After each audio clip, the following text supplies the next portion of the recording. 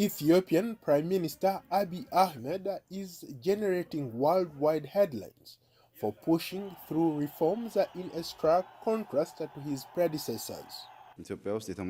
Ensuring peace in Ethiopia is the government's main duty. One way of doing so is by addressing the potential conflict zones and ensuring lasting peace. The current conflict in Ethiopia must be resolved, but we are not worried they will jeopardize the ongoing reforms. The reforms were started by the people and are led by the people, so they will not stop. Ahmed is from the majority Oromo ethnic group and was chosen by the ruling coalition, the Ethiopian People's Revolutionary Democratic Front, as its new leader. After 3 years of street protests and strikes, increased pressure on the party to reform and to achieve gender parity in government. He is restoring rule of law in the country. So that the Ethiopian people will have confidence in the system, in the judicial system, in the security system, and in the government as a whole. In a historic move, the Prime Minister swore in Sahle-Work Zewde as the country's first female president. In Ethiopia, political power is wielded by the Prime Minister, with the president's role restricted to attending ceremonial functions.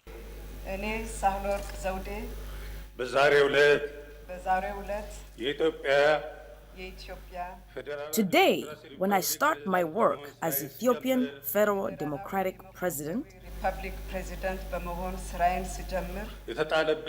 I vow to fulfill my duties faithfully. Nonetheless, Sahel's position carries significant and symbolic weight, social influence, especially for young women. Lawyer and women rights activist Blaine Sahilu says Abiy Ahmed is setting a foundation that is creating a free and fair environment for everyone to participate in politics. If you want to sustain this level of representation, you're going to need more candidates, or you're going to just keep having the same 10 people or the same 20 people rotating in different places. But if you want new blood and new people joining in, new women joining from different lower levels of government as well, you need to make sure that this is a long-standing policy. In another historic move, the Ethiopian parliament saw in Meza Ashnafi as the country's first female Supreme Court president. The appointment came 2 weeks after Abiy Ahmed named 10 female ministers to his cabinet. Earlier this month, the government launched a crackdown on senior government and security officials suspected of human rights abuses and corruption.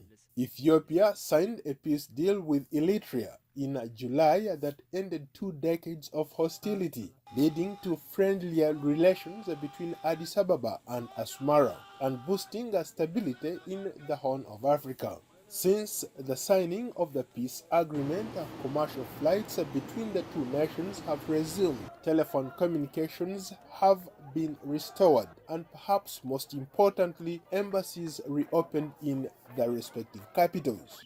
And the UN Security Council last week unanimously adopted a British-drafted resolution lifting the arms embargo, all travel bans, asset freezes, and targeted sanctions against Eritrea due to its warming relations with Ethiopia. Paul Ndiho, VOA News, Washington.